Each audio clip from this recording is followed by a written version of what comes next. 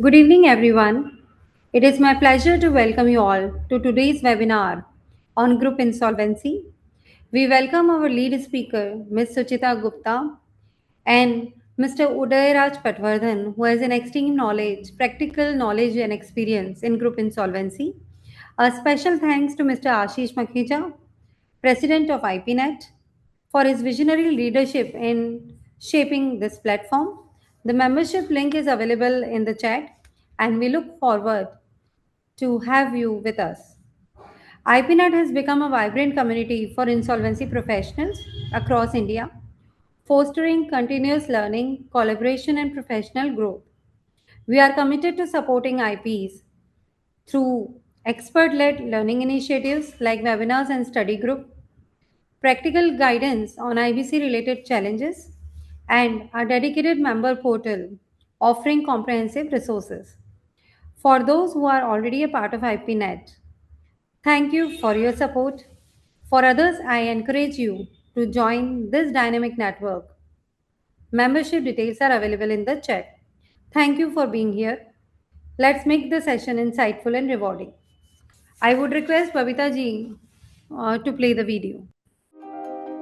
In the fast evolving world of insolvency and bankruptcy, professionals need more than just knowledge. They need a strong network, continuous support, and a unified voice. As the challenges of the insolvency profession grow, so does the need for a platform where professionals can come together, share their experiences, and find collective solutions. That's why IPNet was formed. Promoted by Transition, IPNet is more than just a network. It's a mission to unite insolvency professionals across India, empowering them with the tools, knowledge, strong leadership, and community support they need to excel. Our purpose is simple: to create a cohesive community of insolvency professionals that stands strong together, advocates for their interests, and drives excellence in every aspect of the profession. At IPNet, we believe in continuous learning and collaboration. Our activities are designed to ensure that every member stays ahead in their field. From specialized study groups that dive deep into critical topics like CIRP, compliances, and many more, to webinars and workshops that bring the latest insights right to your screen, IPNet is your gateway to professional growth. Backed by Transition, a leader in insolvency training and resources, IPNet is committed to promoting the interests of insolvency professionals. Our goal is to ensure that every IP, no matter where they are, has access to the best resources, strong leadership, and a network that truly understands their needs. Join us in this mission to build a stronger, smarter, and more connected community of insolvency professionals. Together, we can overcome challenges, shape the future of the profession, and make a lasting impact. IPNet, National Network for Insolvency Professionals in India.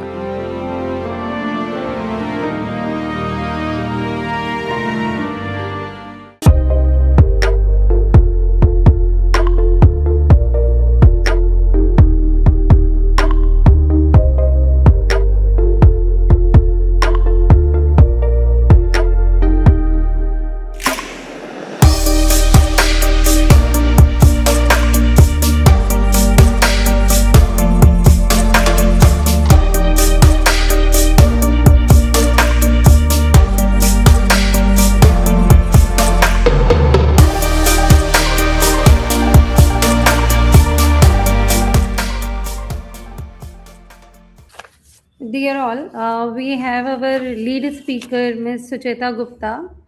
She is a practicing company secretary with over 15 years of professional experience. She is also a faculty member with reputed insolvency professional agencies, including ICSI, CMA, IPA. During the year, she has delivered more than 20 webinars on the insolvency and bankruptcy code, sharing practical insights and industry perspectives. She is associated as a company secretary consultant with the renowned organization CERSAI. She also possesses rich and diverse experience in company law, insolvency and bankruptcy code, GST, allied corporate and regulatory laws. Ma'am, we are delighted to welcome you on behalf of IPNet Central. Then we will introduce our Thank guest speaker also, Mr. Udayaraj Patwardhan. Ms. Sucheta Gupta will deliver the lecture on group insolvency. She will show the PPT and other things. And Mr. Udayraj Patwardhan will enrich us with his practical experience and knowledge on the subject and how he has handled the group insolvency. So here we will be getting dual benefit. Mr. Udayraj Patwardhan is a seasoned chartered accountant, an insolvency professional with over 3 decades of experience, leads a dynamic legal advisory firm specializing in insolvency, bankruptcy, restructuring, and turnaround services with a mission to deliver excellence and redefine industry standards. The firm is backed by a skilled team of professionals and a strong ethical foundation. Mr. Udaraj Patwadhan has successfully handled various high profile cases across sectors such as power, EPC, real estate, healthcare, textiles, and steel, serving as IRP, RP, and liquidator. He has also provided strategic advisory on and regulatory compliances and representation before key legal forums, earning client trust through tailored solutions and proven track record. So we welcome you both. Thank you so much, Tina ji, for such a good introduction. Without any delay, can I start the session? Please, Sucheta ji, the very Okay, interesting topic. okay, Please start with. okay. I am moderator and I will be take Thank the you so questions much. from all Um, the participants. I Thank you welcome so much. Sucheta Madam and Mr. Patwardhan. Stage is all yours, sir, and Ms. Babita Jain to lead the show as a moderator. Madam, all three of you are invited. Thank you. Thank you so Thank much Thank to you. the Thank you team, very to much. the Thank to the IPNet team, who has provided me the opportunity to speak today. And welcome to all the participants who are joining today's webinar. Without any delay, I just share my PPT. I'm just sharing my screen because this is also a very interesting topic. So I just share my screen. So is my screen is visible? Yes, visible. You are Yeah, visible. yeah. Okay, okay. Thank you so much, ma'am. Just share.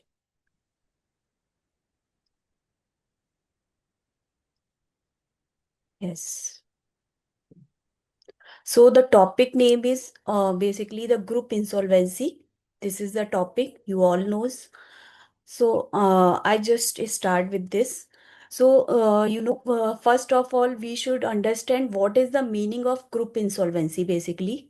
So the group insolvency refers to the insolvency proceedings which involves two or more legally independent entities. So there should be two entities should be there that are the part of the same corporate groups like parent subsidiary, holding subsidiary, or the sister companies.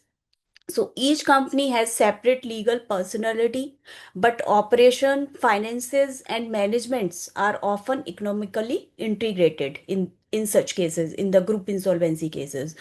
A very new chapter, chapter 5A, which was inserted in the new amendment bill which was introduced in August 2025 before the Lok Sabha. So there is a section for because you see in the old IBC bill 2016 there is no provision for the group insolvency. However, some of the cases in which the group insolvency related order was passed by the Honorable NCLAT or the Supreme Court also. However, there is no such law in India for the group insolvency.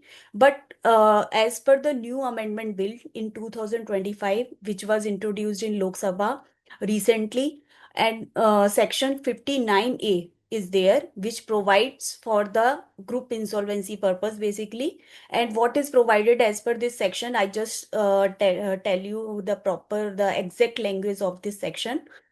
The section 59A, powers to make rule, means this power is with the central government. Powers to make rule for initiating the proceedings for coordination and cooperation of the corporate debtors of the group Notwithstanding anything to the contrary contained in this code, the central government may prescribe the manner and condition for conducting the insolvency proceeding under Part 2, where these proceedings are initiated against two or more corporate debtors that form part of group. So basically, the rule will be provided later on by the central government, and without prejudice to the generality of foregoing provision, such rule may provide for all or any of the following matters, namely, so what will be provided as per the rule? This is also written here. A common bench for the insolvency proceeding of the corporate debtor that form part of the group, and the manner of the transfer of pending proceeding of such corporate debtor to such bench, and for the proceeding under the rule made under this section. The coordination between the insolvency proceedings of the corporate debtor that form part of the group, including the coordination between their committee of creditors. So coordination, how the coordination will be there, the common benches, how will be constituted. So this will be provided as per the rule whenever the rule will come, and the appointment and replacement of the common insolvency professionals to facilitate the coordination between the insolvency proceeding of the corporate debtors. So this will also be mentioned in the rule. Formation of the committee comprising of the committee of creditors of the corporate debtor that form part of a group. So this, the committee, how the committee will be formed, so this will also be mentioned in the rules. Making of the agreement that provides the measure to coordinate and synchronize the different aspect of the insolvency proceeding of the corporate debtor. So everything shall be put in the rule.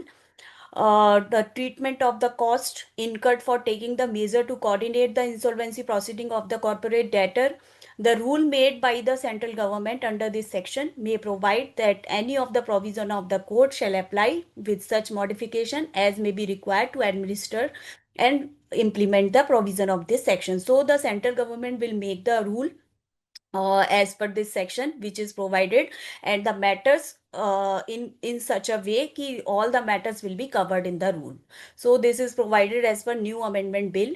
Now we can also see as per the new amendment bill, this is also there are some explanation as per this section. So the section 59A which provides some explanations for the purpose of this chapter, and the expressions, because they have also defined the control. What is the meaning of control here? Because group insolvency is basically depend on the control ki who is controlling the entity. So the this definition is very required. So they have provide what is the meaning of control exactly here. Control includes the right to appoint majority of the directors or other KMPs. Means directors or, because or word is here. So other KMPs. So other KMPs are also covered. So they can also appoint the KMPs only, or they can only appoint the directors also. So both are covered here, and or word is in between. So either this or either this. To manage the affairs of the corporate person, or to control the management or policy decisions exercised by the person or person acting, because in each and every word you can see this is or is there, and is not there, is or word is there, or person acting individually or in concert, directly or indirectly, including by virtue of shareholding, management rights, ownership, interest, shareholding agreements. So they have covered all type of person. Basically, if they were included in the shareholding agreements, management rights, if they are having the ownership interest is there, and if they are holding the shareholdings, voting agreements, article of association, limited liability partnership agreements, or any other manner. So whatever they have having, or they are controlling the company, then they will be considered, this will be considered as a definition of the control. Now the explanation also provides what is the meaning of group here. So the group means two or more corporate debtors. Means two or more corporate debtors is required basically for constituting the group.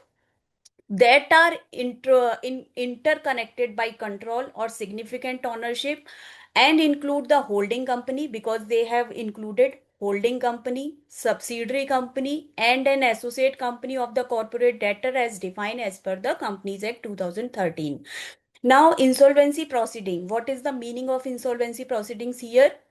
Insolvency proceedings means the corporate insolvency resolution process and liquidation process under part 2 of this chapter. So, the insolvency proceeding is also defined here, the significant ownership, because they have also defined the significant ownership. And the significant ownership includes the right to exercise 26%, because in Companies Act there is also the definition of the significant ownership, and they have also covered the 26% of ownership right or more voting rights. So at least 26% is or more the voting rights will be consumed, will be considered as the significant ownership. Now, because subsection 4 of this section is also provide, notwithstanding anything contained in section 241, a draft of every rule proposed to be issued under this section shall be laid before the House of Parliament. So basically they have said ki how they will constitute, how the central government will constitute the rule, and after the constitution of the rules they should laid before the each house of parliament, which is in the session for the total period of 30 days. So this is the procedure basically for the approval of the rules. So this is the whole section here is defined as per the new IBC bill 2025. Now I will also show you, there is a report which was provided by the select committee. So I just show you my another report, the report of the select committee I am also showing you here. So this is the report of the committee on this section. So what is saying the select committee, because very recently I think on 12th December or 25th December the report was came from the select committee on on all the provisions whatever is taken care of by the amendment bill. So I am just showing the report of the select committee on this specific section only. So what is the observation and recommendation of the select committee? The committee, after through the examination of clause 42, which is provided as per the bill, and considering the justification furnished by the MCA, note that the clause introduced a new chapter 5A comprising section 59A, which I have shown you, operationalize a framework for the group insolvency. So this framework empowers the central government to prescribe the manner and condition for conducting the coordinated insolvency and liquidation proceeding when such proceeding involve two or more corporate debtors forming part of the group. The committee observed that the proposed provisions envisage measures such as the constitution of the common bench, because here the committee also observe that proposed provision envisages the measures such as constitution of the common bench, because I have shown you कि when the rules will be drafted by the central government they have required to consider the common bench, mechanism for coordination between the committee of creditors and professionals, appointment of group coordinator, formation of the combined committee of creditors, and the execution of the binding coordination agreement, thereby providing a structured mechanism for achieving the procedural alignment across the related entities. The committee also take note of the ministry clarification that this enabling the framework drawn from international best practices including ancestral models. So I will also define you ki what is this model, how the model define other articles also.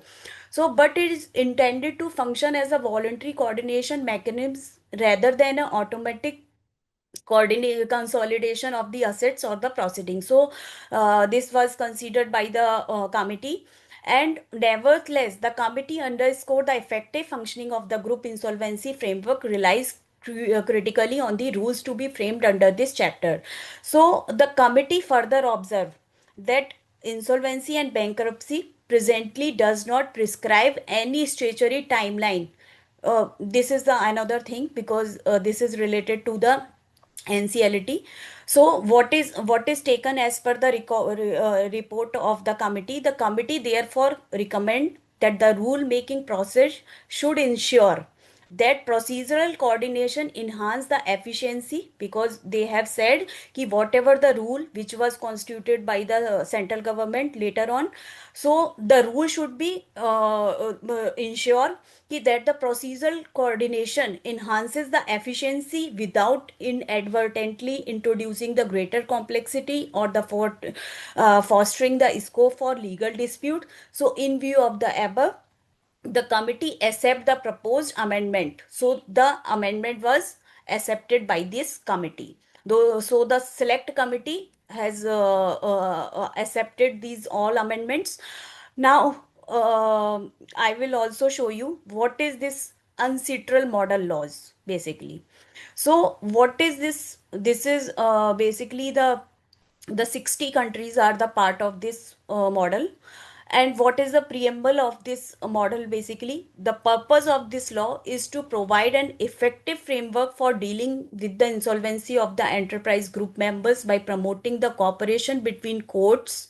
So what is the law framework of this law? Basically is framework for dealing with the insolvency of enterprise groups, so groups members, by promoting the cooperation between the courts and the insolvency representatives across jurisdictions, enabling the development and recognition of the group insolvency solutions, ensuring fair and efficient administration, protecting creditors' interest, maximization group value, and facilitating the rescue of financially distressed enterprise groups.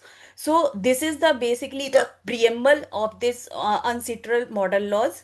Now there are some articles which is provided as per this uncitral model law. So Article 2A is also there. So what is provided as per Article 2A of this uncitral model law? This is the provides the definition of the enterprise, because definition is very required for the group insolvency. So what is the definition of enterprise here? So enterprise means any entity regardless of its legal form that is engaged in economic activities and may be governed by the insolvency law. So this is covered basically the definition of enterprise. Now enterprise group, what is the meaning of enterprise group? So enterprise group means two or more enterprises that are interconnected by control or significant ownership. So these are called as the enterprises group. Now control definition also defined uncitral law. In uncitral law, the control definition is also here. So what they have said, कि the control means the capacity to determine directly indirectly the operating and financial policies of the enterprise. So they have given a very small definition of control here. However, in our new proposed bill that you have seen, the definition of control is very wider. Now section 2 article 2F, which is provided for as per the uncitral model laws. So this is provide the group insolvency solutions. So what is the meaning of group insolvency solution? Means a proposal or set of proposal developed in a planning proceeding for the reorganization, sale or liquidation of some or all of the assets and operations of one or more enterprise group members, with the goal of protecting, preserving, realizing, or enhancing the overall combined value of those enterprise group members. So this will be considered as a group insolvency solution. So the insolvency proceeding, here they have also defined what is the insolvency proceeding means a collective judicial or administrative proceeding, including an interim proceeding pursuant to the law relating to the insolvency, in which the proceeding the assets or affairs of the enterprise group member, debtor, or are or were subject to control or supervision by the court or other competent authority for the purpose of reorganization and liquidation. So what is the purpose here for the group insolvency? Reorganization, like CIRP process they have called, this is reorganization, and liquidation is the same word, is the liquidation. Insolvency representative. So who is the representative here as per the uncitral model laws? So means the person or body, including one appointed on an interim basis, authorized in any insolvency proceeding to administer the recognition or liquidation of the enterprise group members, debtors, assets, affairs, or to act as a representative of the insolvency proceeding. So this will be they will be called as a insolvency representative. Now main proceeding, what is the meaning of main proceeding here? They Madam, have said, can yes, I yes, ma'am. interrupt, Sucheta ma'am? Yes, Madam, ma'am. we have Mr. Narsimha Prasad from Yes, ICMI, uh, yes, yes, ma'am. and he will be there for announcement of a No, residential. no problem, ma'am. No problem. Yes. We welcome Mr. Narsimha Prasad from ICMI to join for announcement of the residential program in Shillong, supported by IPNet professionals. Special offer for IPNet members is there. Narsimha sir, you are there? Yes. Yes, sir. I'm very much Please, here. please, sir. Very Welcome, much sir. here. Yes. Yeah, thank you. Hey, sorry for interrupting. You can. No, I no mean, problem, sir. Sir, No we are problem, she can sir. sorry continue and ki, complete. You No, can no continue and problem, complete. No sir. issue. No problem, sir. Probably you can complete your this one and then I'll join. I mean, no need to interrupt. No, no, After no issue, sir. your You have to say Sir, whatever you we had want to a say. time Yes, fixed sir. for No. you, please, Yeah, so madam, yeah, please, yeah. Prasad sir, please continue. We will continue the seminar Ah, thereafter. yes. okay, Yes, yes, okay, sir. okay. Thank you. Yeah. With apologies to Sucheta ji for No, interrupting like no this. problem, No, sir. no, sir, No no, no. problem, Thank sir. you. Thank you all. Thank you to IPNet leaders. Dr. Makija, I believe he's just joined. It's a pleasure for me to join you all here in the I think the weekly workshop of IPNet. IPNet and all your members are doing a great job. IPA ICMA also had an opportunity to be with IPNet earlier. I think we have done that 2-3 times earlier. Particularly, I think most remarkable was the conclave that was in Delhi a couple of months ago. So now I'll just come to the point. The reason I requested Dr. Makija to give me a few minutes is about the annual residential program that we have. You're all IPs, and I'm sure you all have received and have been receiving the flyer and the details about the residential program that we have in Shillong about 3 weeks from now. It is on 5th and it concludes on 7th evening. So it is about 2.5 days of about 11 to 12 sessions, which will be very enriching for IPs. But it's not only IPs, it is for the IBC ecosystem. So we will have, like we had in the earlier two versions, that is in March 2024, January 25, and now in February 26. This is an opportunity for all players, all stakeholders in the IBC ecosystem to get together, have a frank exchange, hear from experts from the various domains which they are experts about their experience, share their knowledge, share their experience and expertise, and have a frank exchange of views. The difference is to get away from the work spot, away from the work pressures, in a good free environment. This will be at the courtyard at the Marriott at Shillong. It's a five-star facility. Like the earlier two that were much appreciated, I'm sure this will also be a very comfortable place that people can relax in. And Shillong in February is very pleasant. I think it'll be more pleasant than Delhi is now. And as you can see, you may have seen the brochure. Page 7, I think, has the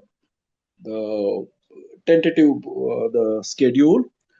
We have tried to put through a lot of effort has gone into designing the program. So we are trying to cover those which topics which are of relevance today in terms of immediate context, as also as to be relevant in the near future. What are of interest to IPs primarily, but not only IPs, but other stakeholders as well. So here we expect to have, and we will have, we already have started registrations and other knowledge partners, etc., who are in touch with us. So we will have the biggest stakeholder of the IBC ecosystem, bankers. We will have regulators. We have confirmation from IBBI and RBI, or maybe SEBI also will be represented. We will have valuers, um, ARCs. So like this, and I would think others as well, other stakeholders as well. Of course, lawyers. How can you have any program without lawyers? Dr. Makija, I'm sure, will be there. And we have confirmations from Dr. Makija, Dr. UK Chaudhary of NCLT Bar Association, Mr. Sandeep Batra, eminent lawyer, and several others. We will be putting out the more information on the other confirmed speakers and panelists. And I expect, well, before I say I expect, this itself is a group of very, very experienced professionals. So I expect that many of you and many of our senior members and IPs will also be part of the panels. Hence, the reason I'm coming here now is to kind of speak to you firsthand and then request you to join the program. This will be a good occasion to have an information exchange of ideas, argue it out, and then also enjoy the nature. And it is designed the way it was in the earlier two versions. This is you are expected to join with your spouse. There will also be family time. So the rooms are booked for a couple.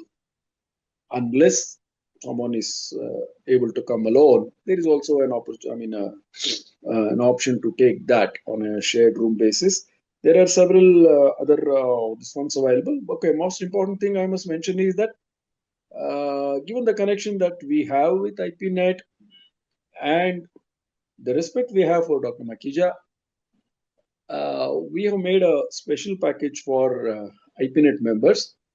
So when you are, and it is quite possible that some of the you present here have already registered. Yes, I know that. So those who have not, I request you to go through, and actually probably IPNet has already shared with you a link, a Google Form link. If you can register through that, you will get the special pricing that we have worked out for IPNet members. So welcome. There are only 3 weeks left. You also have to book your ticket, flight tickets, etc. So welcome to join. And if you would like to ask me anything now about the program, you are most welcome. Okay, thank you, Mr. Narasimha Prasad. I think it's a wonderful program. Friends, I must add few words to it.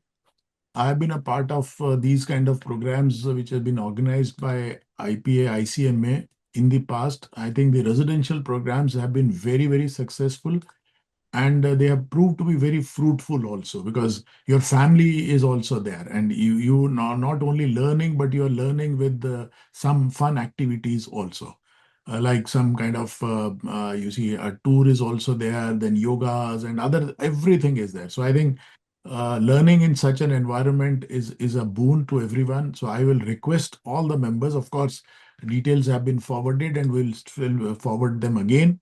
There is a special pricing for IPNet members by ICMA IPA. I think we must make use of that, and we must join in large numbers. I think the venue is excellent. The program is, I mean, it's an icing on the cake. So I think we must join in very, very large numbers. So that is my humble request to all of you. Thank you. Thank you. And any questions if you have, I think Mr. Narasimha Prasad will be able to answer that. Okay. Any other question, Prince? I think let's plan it to join. I think it will be a very interesting thing. Like IBC conclave, we saw such a huge, you can say, attendance was there. So we are expecting a good attendance in this particular program also, right? Okay. Yes, So, yes, sir, what we'll do, Mr. Narasimha Prasad, what we'll do is we'll forward that again by an email also, and a special sure. offer which we have given to all our members. I think we expect Yes, many of the people to join there. sure. Right. Thank you, Ashish Chalo, ji. great. So, to Thanks all for the coming. members, you see, you have a clear endorsement from your president, Dr. Makija. So, I hope many of you will join, and we can have a good time meeting each other, spend good time learning from each other, networking, and also enjoying the time. Yeah, yeah. Welcome, welcome. Absolutely. Thank you. Thank you, thank you, thank you, thank you. Thank you, sir. Thank you. Sudheta ji, I think you Okay, can continue now. So I think, Sucheta ji, thank you. Thank you, sir. thank you, Yes, sir. sir. Thank Yes, sir. you, sir. Thank you, sir. Thank you. Namaste. So, Yes, I'm Madhumita. just, yes, I'm just sharing the PPT again. So, so we are here. Um, 1 minute. I'm just sharing the screen.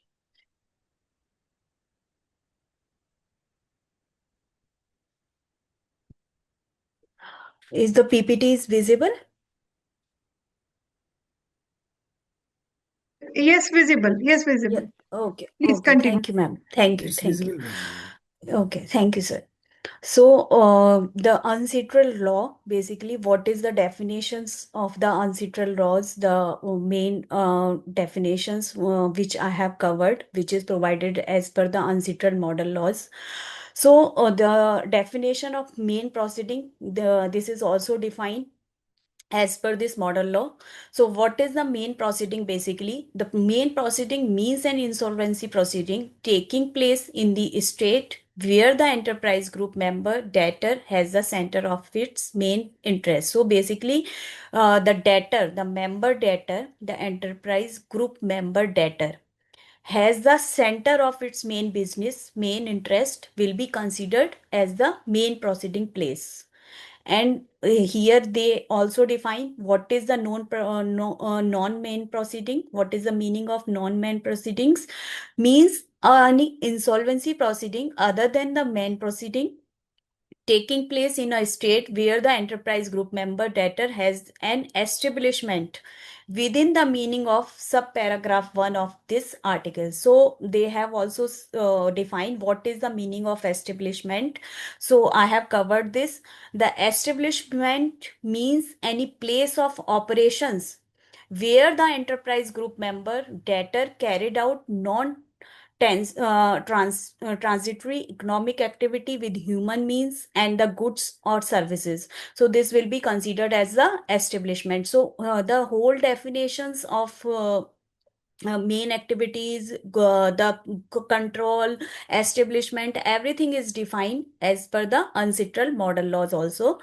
And there are some articles which I have covered because Article 4 of this law provide for the jurisdiction of the enacting state. So if a group company has its center of main interest in its state, the court of this state retain full jurisdiction. So court are having the full jurisdiction in this case. Domestic legal procedures and approvals continue to apply here, and the insolvency proceeding may be commenced in this state if required, and the law does not compel the commencing of the proceeding where no obligation exists. So this is also they have said ki law does not compel. So this law means they have said ki the law does not compel the commencement of the proceeding where no obligation is exist. If no obligation is exist, then law cannot compel this state also. Now, Article 6, they have said कि the public policy exception.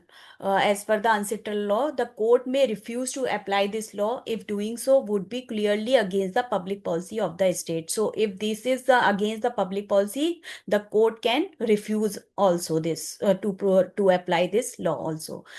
So, Chapter 2 of the ancestral law, which is related to the cooperation and coordination, because we have seen the select committee also said ki the rules, whatever is drafted by the central government, should have the cooperation and coordination clauses should be there. So, as per the ancestral law, if we will see the chapter 2 of this law provide for the cooperation and coordination. So article 9 to article 18 are there for this purpose. So they have said ki the establish a framework for maximum cooperation and coordination among courts. So cooperation and coordination where is required? Among courts, insolvency professionals, group representatives, through the communications, coordination hearing, shared administration, and voluntary participation of the groups, companies, while preserving the court independence and the party right. So the chapter 2 is covered for the cooperation and coordination of ancestral law. Now, ancestral law also provide chapter 3, which provide for the appointment of the group representative and relief available in a planning proceeding in this state. Article 19 to 20 is there for this purpose. So the article provides that empower a group representative to seek the protective and coordination relief to preserve the value and enable the group insolvency solution subject to the jurisdictional safeguards. So the chapter 3 is covered for the appointment of the representative. Now chapter 4 of this ancestral law, this provide for the recognition of the foreign planning, ki how the foreign planning will be there, and foreign planning proceedings should be there and relief. So article 21 to 23 covered this. So the recognition of the foreign planning proceeding, application for recognition, basically the group representative may seek the recognition of a foreign planning proceeding application to include the proof of appointment, list of participating group members, COMI, basically the main center of insolvency, and value maximization settlement, and the court powers also covered here. So what is the court power? Documents presumed authentic, translation may be required, recognize, because every state having their own languages, so the translation, if required, the court can provide the direction. Recognition decided expeditiously, and the recognition may be modified or withdrawn if the conditions change. So this is provided as per chapter 4 of the ancestral law. Now the 22 article 22 and 24 is also there. This is for the relief before and after the recognition. So provisional relief should be there, stay on the execution and legal actions, restriction on the assets transfer, protection and management of assets, funding approval and information access, and relief after recognition. So they have provide whatever the relief before recognition and after the recognition. So both relief they have covered. Extension of the provisional relief, asset administration or distribution, stay on the parallel proceedings, any relief available under the domestic insolvency law. So this is covered as per the ancestral model law. Now Article 25 and 26 is also there as per the ancestral law, which is provided for the participation and approval. So what is the participation rights? The group representative may participate in local proceedings. Court may allow the participation even for the non-participation group members, and approval of the group insolvency solutions. The solution effective in this state after required the local approvals, and group representative has right to be heard. So these are the participation rights as per the articles. Now, chapter 5 of this ancestral law, which provides for the protection of creditors and other interested person. So basically, this is very important. The article 27, the protection of the creditors and stakeholders. So adequate protection should be there. The court must ensure the interests of the creditors and other stakeholders are protected. And what is the conditional relief? The relief may be granted with conditions, including the security and review power should be there. The court may modify or terminate the relief on the request or on its own. So this is the review power of the court. Court may modify or terminate the relief on request or on its own. So basically this chapter is covered for the protection of creditors and other interested person. Now chapter 6 of the ancestral law, which provides for the treatment of foreign claim, ki how the foreign claim should be treated. So single forum claim treatment. So this type of treatment is there. The claim that could be filed in a non-main proceeding may instead be treated in the main proceeding. The undertaking required, so the insolvency representative, who is the basically representing the case, if appointed, must undertake equal treatment. Undertaking must meet the local formalities and receive the court approvals. So there is a binding effect. The approved undertaking is binding on the insolvency estate. The court power, also they have mentioned the court may approve the claim treatment if the foreign main proceeding, and court may stay or refuse the commencement of the non-main proceeding. So this is the power of the court when the treatment of foreign claim is there. So this basically I have covered the ancestral laws. Now I just cover what is the report which was provided by the working group committee in on 23rd September 2019, because a working group committee which was constituted by the IBBI on 17th January 2019, very renowned person are the part of this committee to design a framework for the group insolvency. Because this committee, why they have constituted this committee? This committee is for design the framework for the group insolvency. In 2019 they have constituted this. So what is the structure? If we will see what is the structure of this report, the report whatever is provided by the working group committee. So what is the structure of this report basically? So this report contains four parts. Basically this report is divided into four parts. First part is covered. The report provides a background of the process of the working group. And second part is the report explain the rationale for the preferring a framework that deals with the special issues arising in the insolvency or companies or in a group.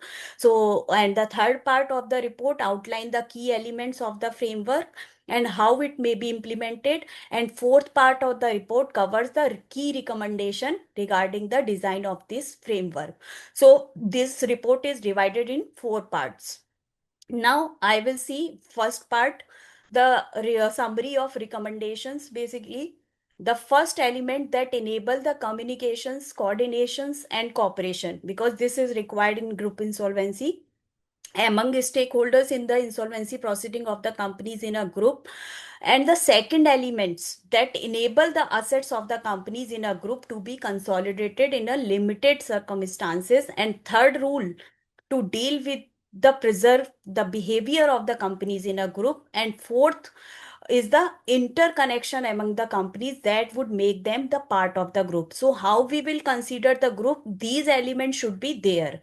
So I will just show the report of this committee also, working committee report. I just show you, this is the report of the working committee. And the page 9 to 11, this is relevant for us. So I just show you this page also, 9 to what is basically provided as per this report.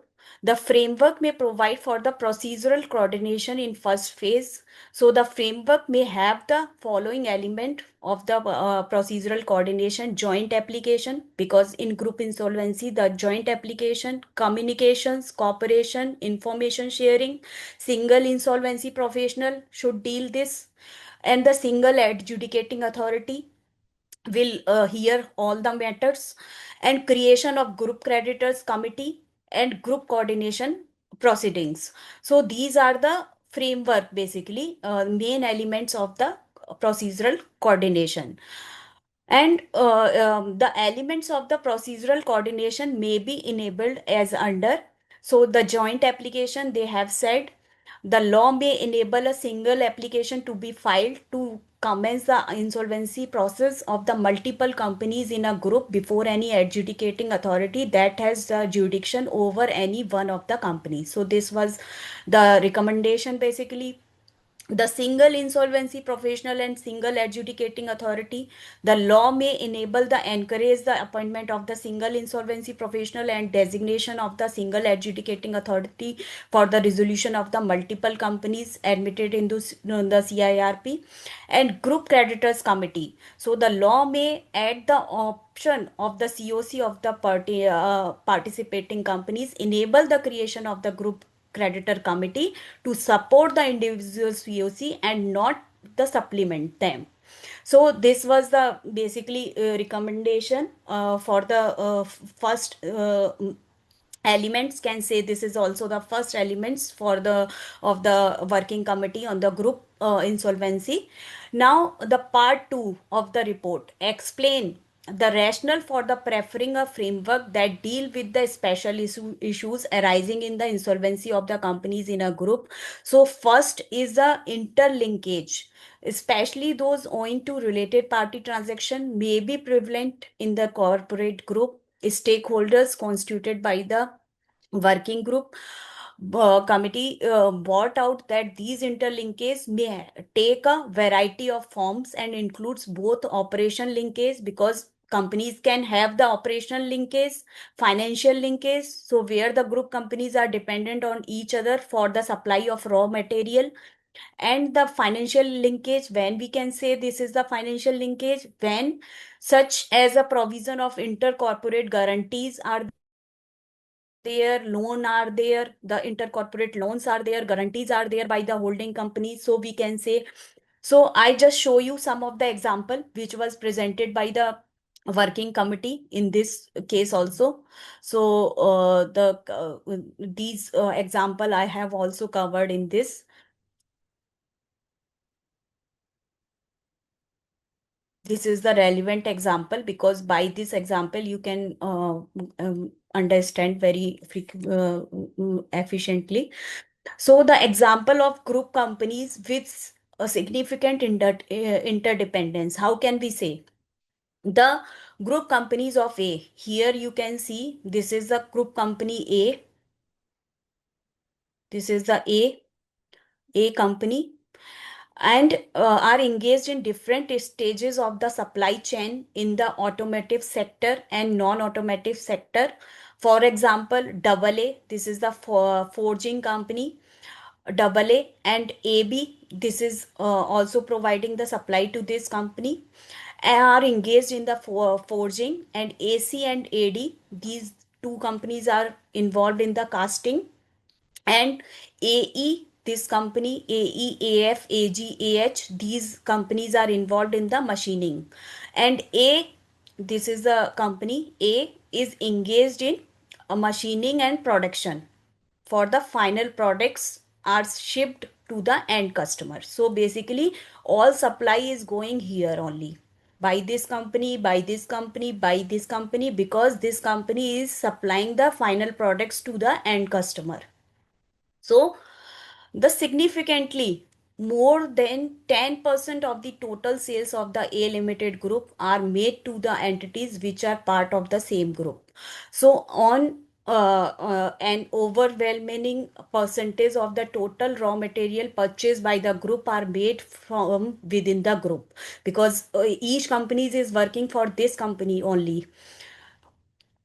A are the procured from within the group as per the direction of the end customers, and the same cannot be sourced from other suppliers in the short period of the time, as they are based on the customized products ordered by end customers.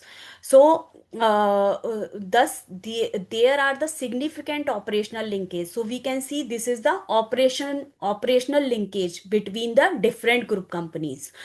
Insolvency proceeding against separate companies would have to take into account this interdependence between companies, both to keep these companies running as a going concern during the CIRP and resolve the insolvency of these companies in a value maximization manner. So we have seen this is the operational linkage between these companies by this example.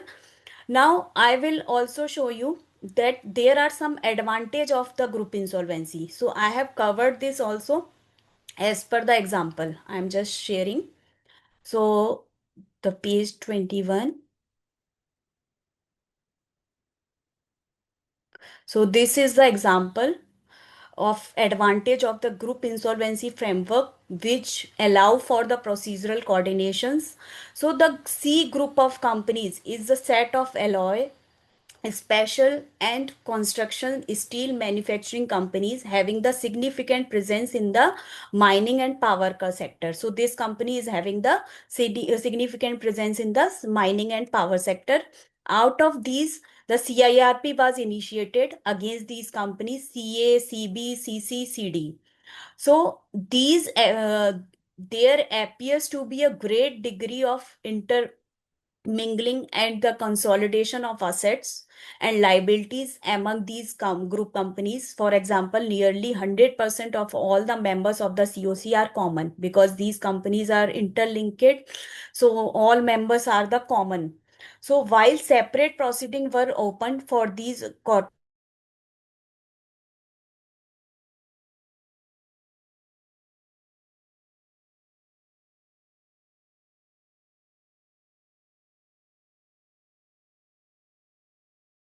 Suchita ma'am,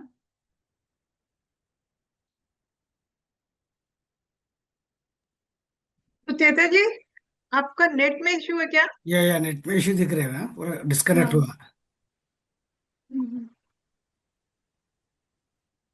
हुआ. While she rejoins, am I audible? Yes, sir. Okay. So while she Audible. joins, I will just try to explain some things. The UNCITRAL model that we were discussing basically includes group insolvency as well as cross-border insolvency together. They call it enterprise group insolvency, and they don't separate between group insolvency and cross-border insolvency because at UNCITRAL level, what they do is they consider that the group companies could be anywhere. Holding company could be in one country, the subsidiary could be in another country. So it is possible that multiple countries, multiple companies could be involved in a group insolvency. So in UNCITRAL model, they don't differentiate between domestic and international, but and cross-border also is a part of it. So they don't study or apply rules separately for cross-border and group insolvency. That is the first thing to be remembered and differentiate between what we are trying to do in our country. In our country, the proposed model discusses both cross-border and group insolvency. However, they want to deal with it separately. There will be separate rules for cross-border and separate rules for group insolvency. We have to just see how it all works out. So we will have to look at it as to how these things will work out. And in group insolvency also, we are talking about only domestic group insolvency. So what we are going to deal with now is domestic group insolvency only, and cross border will come into picture. So that is what we are expecting. Further going in, I will explain it sorry after for some the time. Yeah, if madam is there, madam, you may yes, continue yes. now. Okay, please Yes, continue. sir. Sir, there is some problem. Is the network issue is there? And So you may I'm continue. I yeah. also have some problem. I am working only on audio. My video is not working. So please continue. Okay, sir. Just share. So uh, I'm showing you the what is the advantage of this group insolvency. So there appears to be a great degree of intermingling and consolidation of the assets and liabilities among these group companies. For example, nearly 100% of all the members of the COC are common for all the four corporate debtors. So while separate proceedings are were opened for these corporate debtor, all of them were being heard by the same NCLT bench and were initiated by the same financial creditors. So the same insolvency professional was appointed as the resolution professional for all four companies. Joint meeting of the COC were conducted for all the corporate debtors. So this saved time. So what will be the benefit of this? This will save the time and reduce the cost involved and resulted in a swifter and more cost effective decision making at the meeting of the COC. So this the time and cost could not be could have been reduced further. It procedural coordination mechanism such as a joint application process and common public announcement were also permitted in the law. So basically this will be the advantage if we will go for the group insolvency. Now I will also show you that some of the disadvantages also there. Obviously if advantage is there, so the disadvantage is also there. So what is the disadvantage? Basically the higher cost of lending sometimes. So if companies in a group are treated as one without the proper reason, lenders must monitor the entire group instead of the company. So this increase the risk and may discourage the lending, especially for the SPVs, and lower recoveries. So this is also the disadvantage we can say sometimes. So the group insolvency may involve the extra cost like hiring professionals, which can reduce the money available for the creditors, and unfair benefit to the same lenders. So sometimes ignoring the assets separation may allow the dominant leader lenders to benefit unfairly at the expense of the other stakeholders. So this can be the disadvantage sometimes only. So this is also covered by the working group committee in this report. Now part 3. What is the part 3 as per this report? The part 3 of the report outline the key elements of the framework and how it may be implemented. So what is the key elements? Basically the procedural coordination mechanism. So there are the targeted at the coordinating the procedure of the insolvency while keeping the assets of the each group company separate. Substantive consolidation mechanism.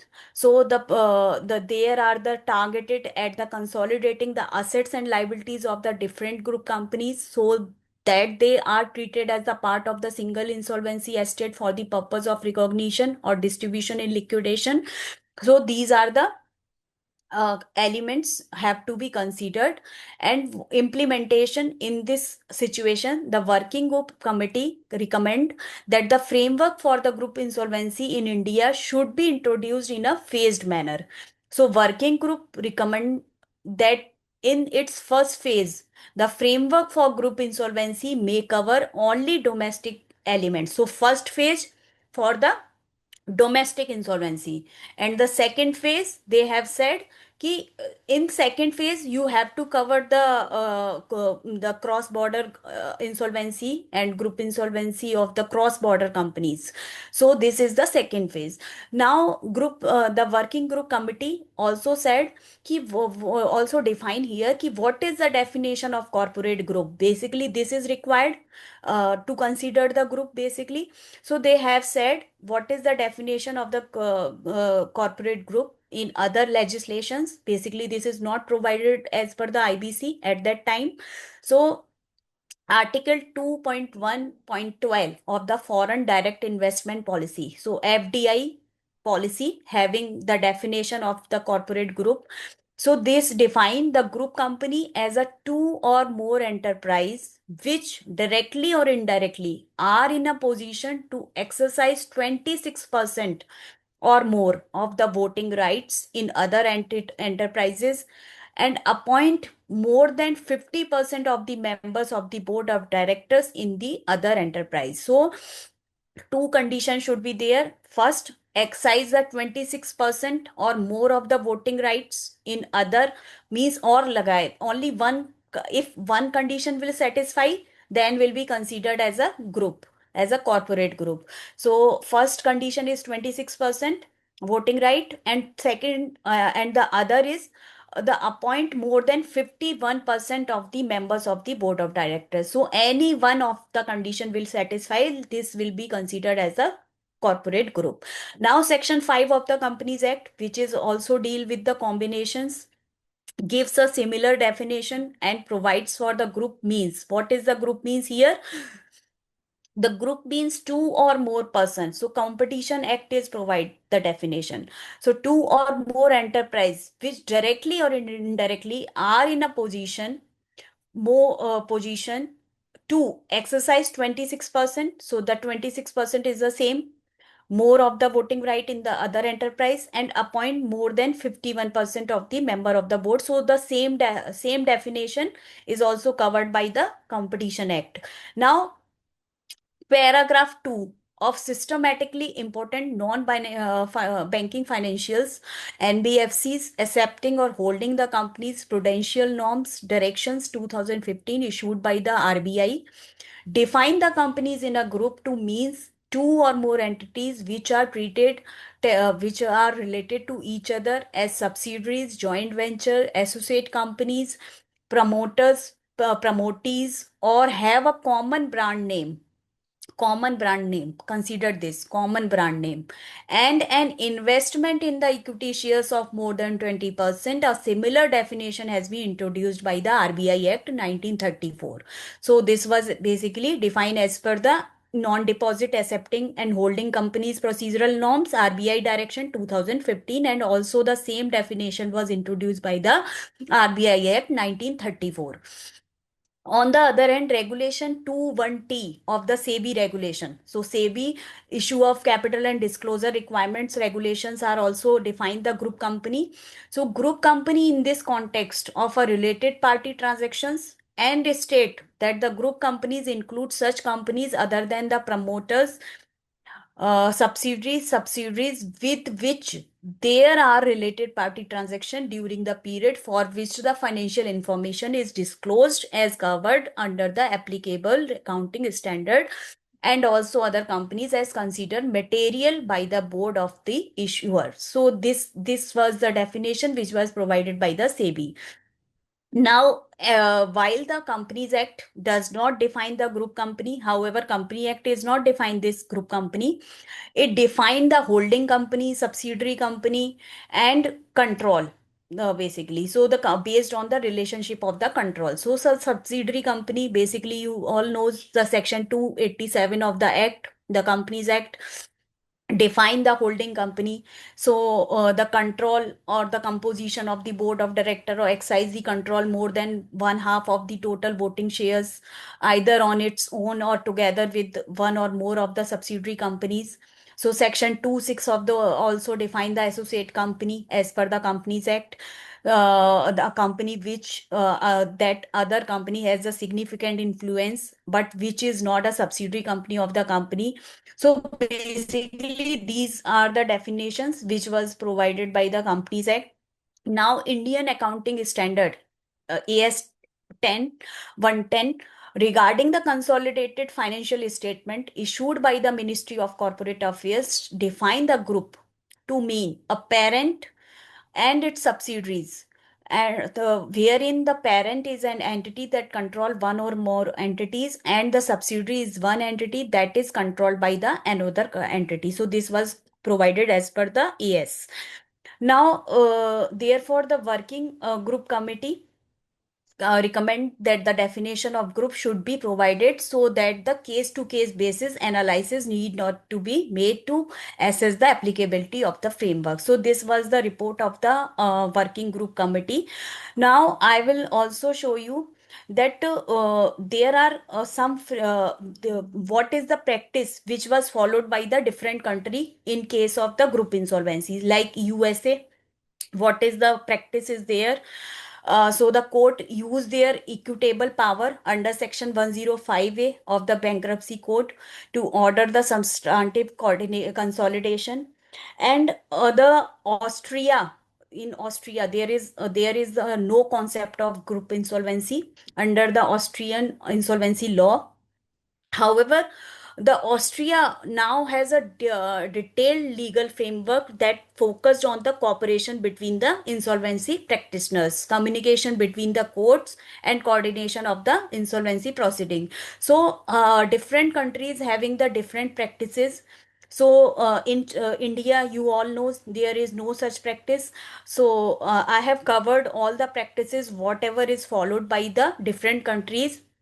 So we can see the China. In China, what is the practice is there? So there are no circumstances in which the parent or affiliated corporation assume the responsibility for the liabilities of the subsidiaries or affiliates. So there is no circumstances. So in practice, however, the parent corporation should bear the responsibility for its subsidiary if if such a subsidiary is not an independent entity or it has conducted an abnormal transaction.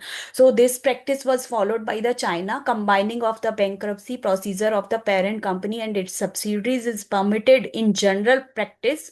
Under such circumstances, the assets and liabilities belonging to the company may be pooled for the purpose of the distribution of their assets. So this was followed by the China.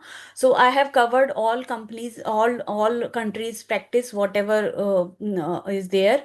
But because time constraint is there, so I just discuss a case laws because this is very relevant. So the State Bank of India versus Videocon Industries Limited case. I just discuss brief facts of the case basically.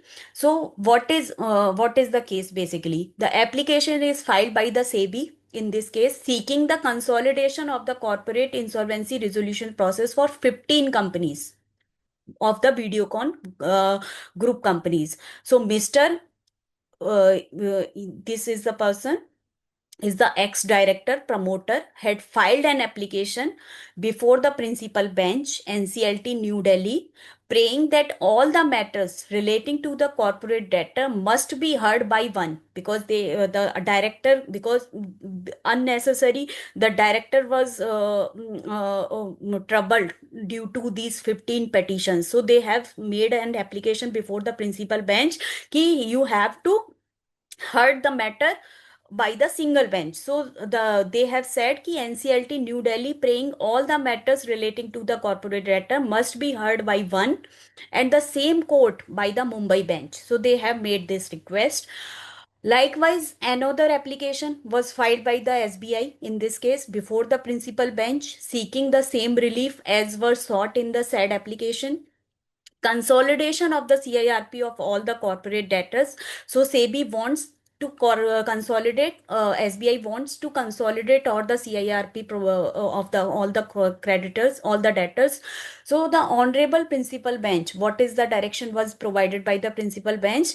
Dispose of both the application by the common order. Following the direction of the principal bench, the case of all Mumbai benches were transferred by the registry to one bench. So now seized of the matter, taking up the issue of the consolidation collectively in this judgment, all the applications shall be dealt with the merit independently hereafter. Now, learned Senior Counsel for SBI submits that the assets and liabilities of the corporate debtor are completely noted into each other, and it separated, if these assets and liabilities are separated, so shall be prohibitive and prejudice for the interest of all the creditors. So it is further submitted by the US bankruptcy law कि there have been the instances wherein the substantive consolidation have been supported. So they have given the reference of the US bankruptcy law also. The presence of one or more of the following criteria are considered for the substantive consolidation. So they have said that a degree of the a difficulty in segregating and ascertaining the individual assets and liabilities. So this is the problem is here in this case, presence or absence of the consolidated financial statements, the profitability of the consolidation at the single physical location, the common linking of the assets and business functions, and the unity of interest. So these all are criterias which was provided by the council, and they have said कि the petition should be heard by the single bench, and this will be consolidated. The application should be consolidated for all 15 companies. So they have made this request. Now what is considered by the, what is the basically what is the decision of the court? So finding of the Mumbai bench here: before arriving at my conclusion on consolidation, the existence of the certain ingredients are necessary to be examined. So this was said by the Mumbai bench. What should be examined? First, the common control should be there, common director should be there, common assets should be there, common liability should be there, interdependence, interlinking of finance, pooling of resources. So they have given these criteria, the 15 criteria they have provided. So this is not an exhaustive list and cannot be. So there are the elementary governing factors prima facie to activate the process of consolidation. So they have said that these are the grounds on which the consolidation is possible. So area of it is the appropriate and suitable to give a ruling at this occasion that there is no single yardstick or the measurement on the basis of which a motion of consolidation can or cannot be approved. Area of in question and our finding on the facts of the case are, so they have said the common control, because in this company, the Videocon group, if we will see, these companies are promoted by the Dhoot family, so there is a common control. Common directors, the family members of the VN Dhoot are the directors in this company. So all Videocon group companies. Common assets, so there are many instances of the independency between the group companies, and the assets are common for all to all the extent. So they have said, and also said ki the common liabilities, the clauses of the VTL or RTL agreements are there.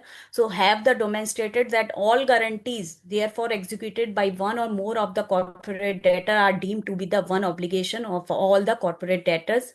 And interdependence also there. Some corporate debtor are engaged in manufacturing, assembling, and distribution of the comprehensive range of consumer electronic and home appliances. So interdependence is there. Interlacking of the finance is there pursuant to the RTL agreement or the consortium of the bank, the financial institution including SBI, and had agreed to grant the rupee term loan. So the interlacing of finance is there. Pooling of resources, facts and evidence have demonstrated that there are the common pooling of human resources. Licensing and funding is there. Coexistence for survival. So an interlinked chain of business operation is also evident in these group cases. Interlink of the subsidiaries, because the consolidated account, pooling of resources, common linking of assets. So the interlinking of the subsidiaries. So and inter twinned accounts, common financial creditors, so, and the common group of corporate debtors. So these are the factors which was considered by the Mumbai bench, and have said कि therefore there is a case where all the debtors are independently as well as jointly liable for the repayment of the loan facilities availed. And they, in such a scenario where no resolution applicant are interested, the companies will go for the automatic liquidation. So thus the consolidation route is going to be more beneficial for all the stakeholders. So in this case, they have said this consolidation route is more beneficial for all the stakeholders, comprising the liquidation rule comparing to the liquidation route. So the consequence of the above decision is that out of the 15 entities, CIRP of the 13 entities are consolidated in this case by the Mumbai bench. So this is the case which I have shown you on the group insolvency. And this is also a case, Edelweiss Asset Reconstruction Company versus Sanchet Infrastructure Private Limited. This is the NCLT order in this case. So what is the brief facts? According to the appellant, the 9 corporate debtors are the landholders who in concert with the adult landmark limited principal borrower decided to develop the total area of constructing the infrastructure for the allottees. Principal borrowers had availed a term loan of 170 crores in this case. ECL Finance Limited is the original financial creditor in whole, whose favor 9 corporate debtors had executed the guarantee to repay the debts in this case. And the resolution professional of the Adel Landmark Limited, against which the CIRP has been initiated, submitted. What is submitted by the RP in this case? That the resolution process will not succeed if the whole project is not taken over by the resolution professional for consolidated resolution plan, as also to keep the project as a going concern. So this was submitted by the RP. And what is the finding of NCLAT in this case? We finds that the corporate debtor are corporate guarantor and also show the co-borrowers. So we find that the resolution professional was rightly taken the plea that the resolution process will not be successful if the total ownership is not developed. So we hold that group insolvency resolution process proceeding is required to be initiated against the 5 corporate debtors. So this was the judgment which was passed by the NCLT.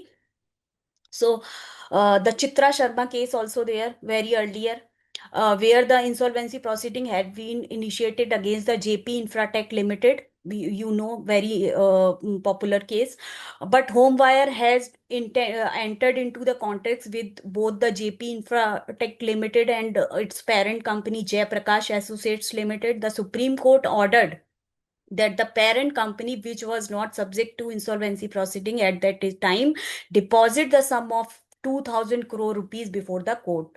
So the Jay Prakash, basically the associate company, the holding company of the JP group. So the order was, the Supreme Court was passed the order कि the Jay Prakash associate have required to deposit the 2000 crore in this case before the court. In Bikram Chatterjee versus Union of India, this case also there, the home buyer in the project developed by the different companies of the Amrpali group filed a writ petition before the Supreme Court in the order to protect their interest in the wake of the insolvency of different Amrapali group companies. So the Supreme Court in these proceedings dealt with the group as a whole. Given the nature of the transaction between the group companies, the court also ordered that the properties of all 40 group companies in the Amrapali group be attached and bank account of all the companies and their directors are be frozen. So some of the cases which was related to the group insolvency, which I have shown you. Now, over to you, Babita ji.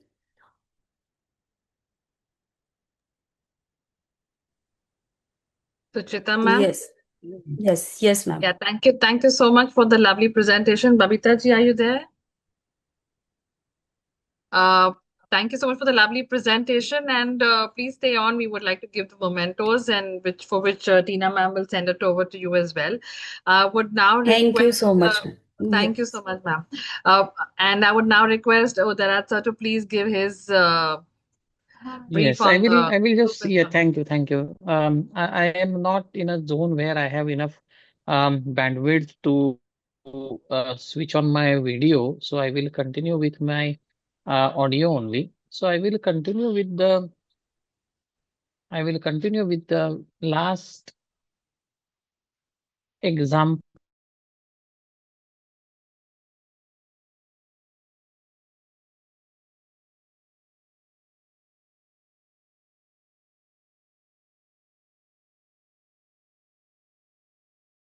of a holding company, Adel Landmarks Limited, and along with it, 12 subsidiaries all went into insolvency in groups of three, five, and again three, and then again three. So they went into insolvency at different time over a period of 3 months. So at that point, it was decided, and that was how the order was, that the insolvency will be procedural coordination. So there are two types in which we run group insolvency. One is procedural coordination, and the other is substantive consolidation. So for procedural, we call it a coordination. For substantive, we call it consolidation. So in procedural issues, these different dates were required to be aligned. So what was done is we had to apply to NCLT for alignment of the processes, because some process was already into 120 days. Some process was fresh. Only a week ago it was initiated.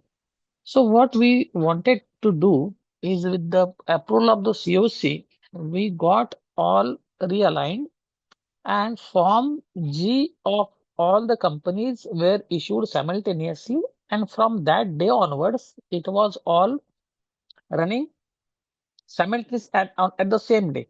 That is, the COC meetings would be held on the same day of all the companies, but separate COC meeting, because it was a procedural coordination, but they were not merged together. So they were separate from each other. So that is how the process was continued. The same valuer was appointed, same transaction auditor was appointed, and accordingly the process was conducted thereafter. Even in case of its issue of information memorandum, separate information memorandums were prepared, and a common one which can be called as a coordinated information memorandum was by bringing all the IMs together, stitching it together, and that is how it was issued as a single information memorandum. Various resolution plans were called for, and finally the resolution plan for Adel Landmark Limited, along with its subsidiaries, was considered. All the subsidiaries did not continue into CIRP because some were settled by way of Section 12A and withdrawn, because some of the creditors decided that let us concentrate on the holding company and subsidiary will follow, because they did not see any independent value in the subsidiary that was extracted in the holding company only. So that is how it continued, and now it's already reserved. We are expecting resolution plan to be approved at any point of time. So that is about procedural coordination, and also of domestic type. Another example I will give you is of a substantive consolidation. That is another case that I am running of Lavasa Corporation Limited and its 4 subsidiaries. There are more than 50 subsidiaries of Lavasa. However, only 4 are under insolvency at this point, and most of their assets are part and parcel of the Lavasa city, which is near Pune. So they cannot be isolated or kept out. So accordingly, substantive consolidation is going on there. The subsidiaries have only operational creditors. They don't have any unrelated financial creditors. So their committee of creditors are combined, and the holding companies financial creditors control the process, because the subsidiary companies do not have any unrelated FCs there. So there also resolutions plans were received. Voting is complete, but because of an order of NCLT, the results are not yet declared because of some infight between the creditors. In there, the creditors are sitting in a single committee. All the assets are pulled together, all the liabilities are pulled together, single IM, and the matter proceeds. So there is no duplication, no parallel activity, but a single activity by merging everything together. So that is how substantive coordination, substantive consolidation works. I don't see a reason why the government is not pushing for substantive simultaneously, because there are some cases like Videocon or even this case of Lavasa, where substantive consolidation is the solution, not the procedural one. So it is not correct to say that we will take only one step at a time. Both steps could be taken at the same time. That is what I feel from my experience. Let us see how things would shape up. So this is only a little input from me about 2 live cases that I have handled. And over to you, moderator. If there are any queries, I can answer that. Or Sujita ji also is there. She can also answer. So Babita ma'am is our coordinator for the day. Babita ma'am, and the forum is open for any queries. Anybody wants to ask anything from our speakers? Yes. Anybody has queries? I just I have one query from for the knowledge of all the participants. Just in case if the CIRP comments for two companies, personal guarantor as corporate guarantor as well as this main principal borrower, can it be merged or it can be merged with a personal guarantor also? Is it possible? Babita ji, I would try to answer that. Suchita ji also will add to what I am trying to say. Yes, We will yes. have to apply the test of group here. The group Mhm. insolvency can be run together only if there is connectivity between the group company and the holding company, and there is dependency of business on each other. For Okay. example, the guarantor is manufacturing something which is being finished by the holding company. So there is connectivity.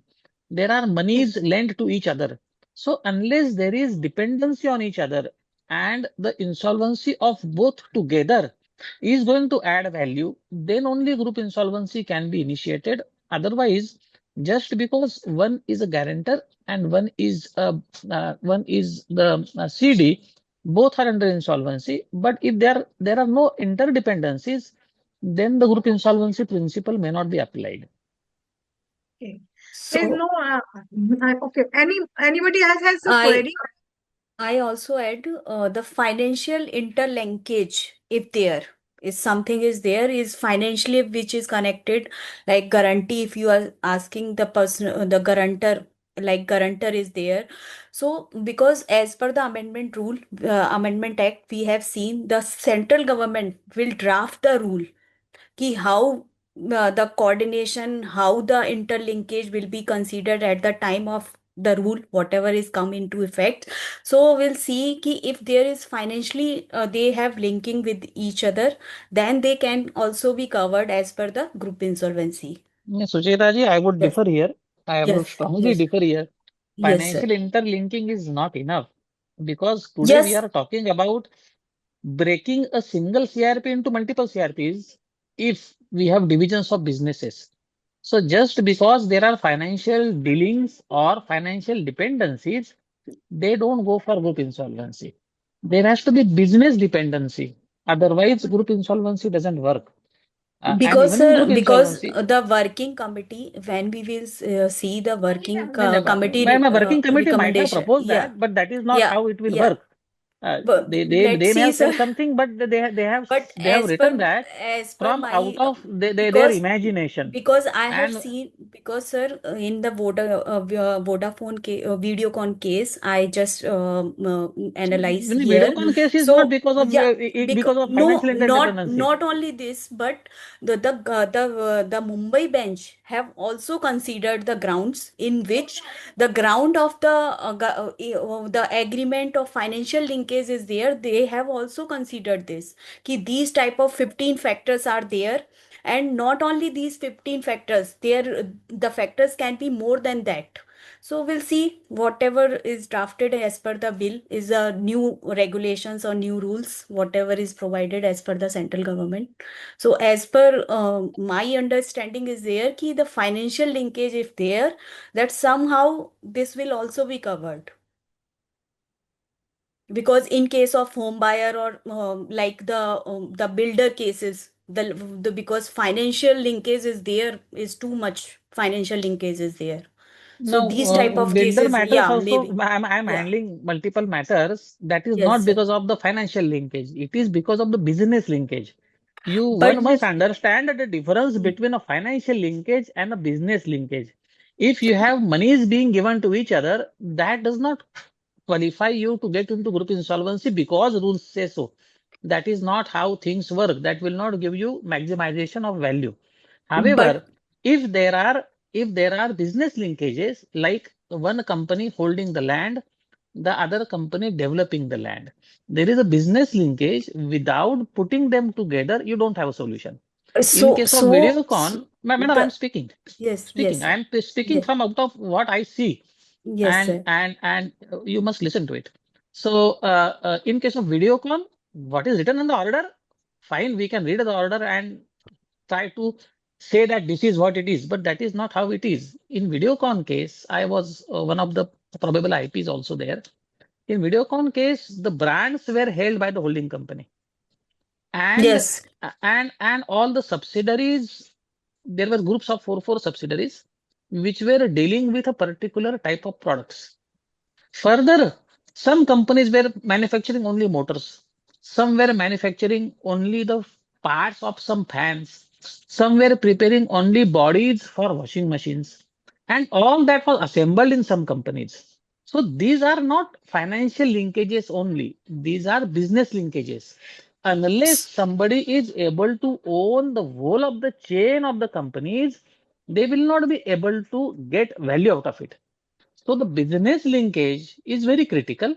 Financial linkage is subsidiary. That does not add value to what you are trying to do.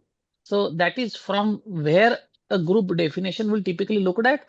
And that is how COC member will look at, because unless COC members recommend, the group insolvency cannot be done.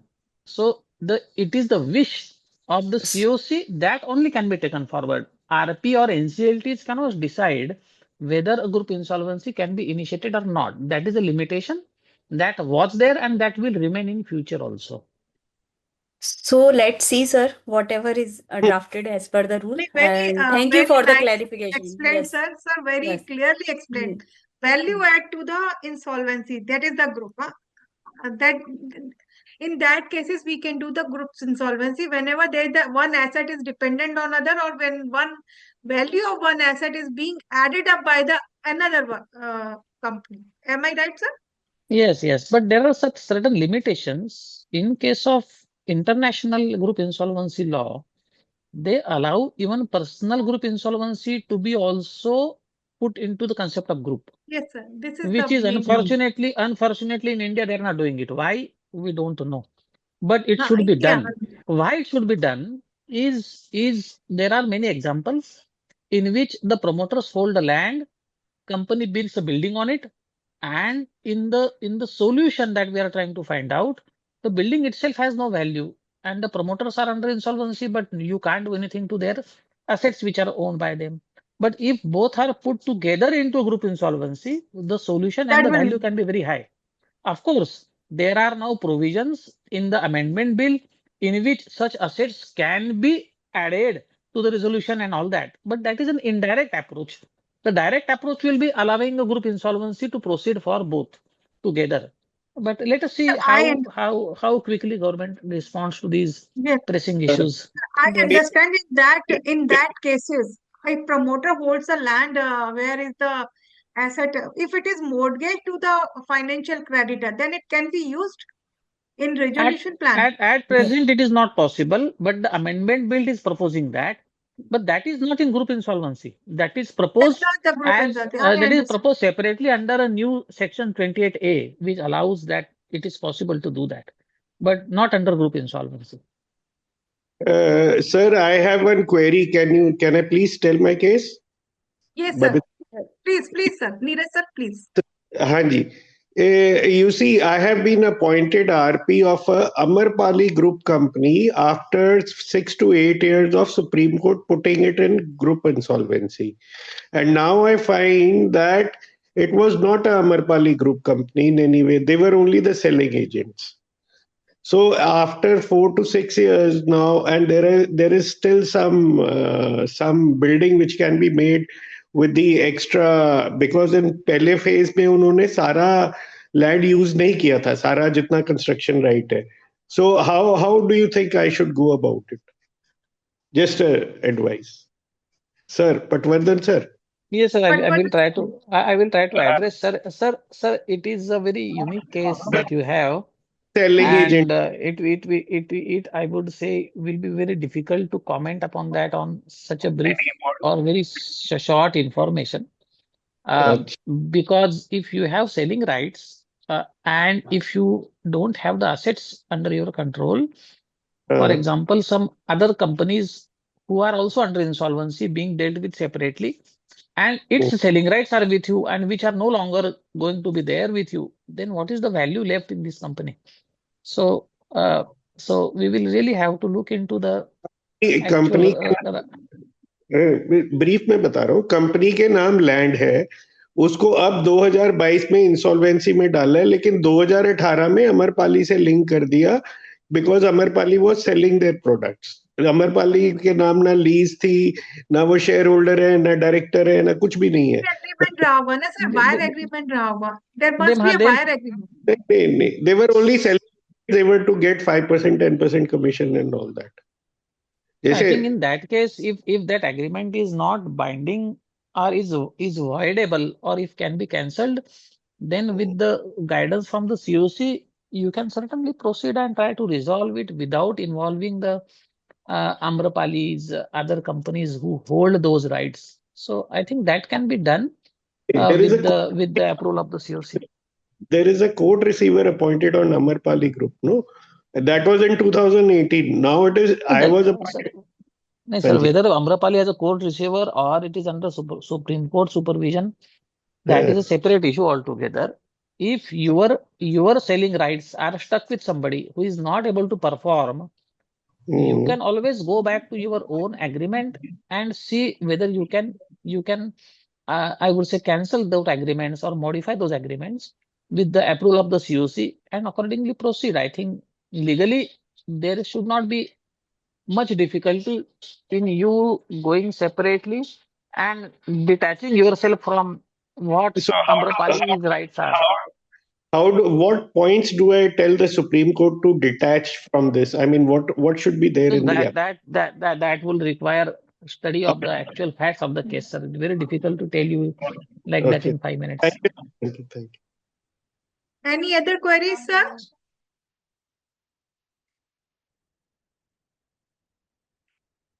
I think there is no another none of the queries. And thank you so much to the both the speakers, Patwardhan sir and Sucheta ji. Thank you. Namrata ji, have a continue, please. Um, Thank you, Babita ji. Just 2 points that one is the announcement for the next webinar on the next Saturday, 4 to 6 will be done in due course, and I request everybody to participate. And the mementos will be coming in to thank both the speakers. Tina ma'am is coordinating and will be sent over to the both the speakers. A fantastic seminar today. Thank you so much. Babita ma'am, over to you for vote of thanks. Thank you. Good evening, everyone. I am Babita representing IPNet Central, and it will be pleasure to extend the vote of thanks today. I would like to express my sincere gratitude to IPNet for providing me this opportunity.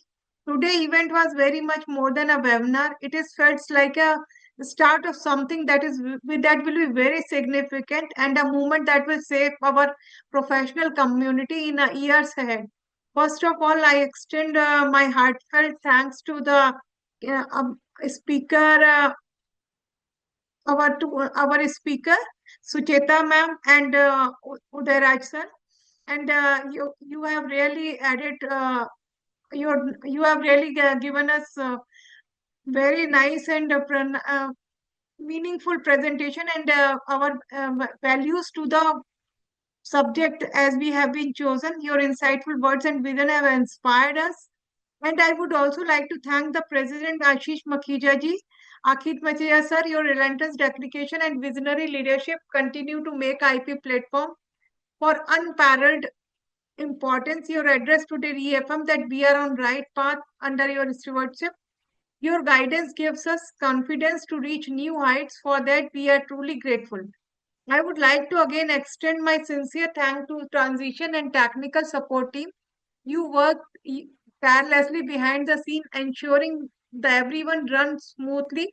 Your hard work is the foundation of successful events like this. Thank you so much for unwavering support and flawless execution. Finally, to everyone participated today, your presence, enthusiasm, active participation have made the event very truly remarkable. Together, we are building a community that will not only foster professional growth but also innovation and collaboration in the profession across India. Thank you once again to those who have contributed, participated, supported this remarkable event. This is only just the beginning. I look forward to what we really achieve in future. Thank you so much.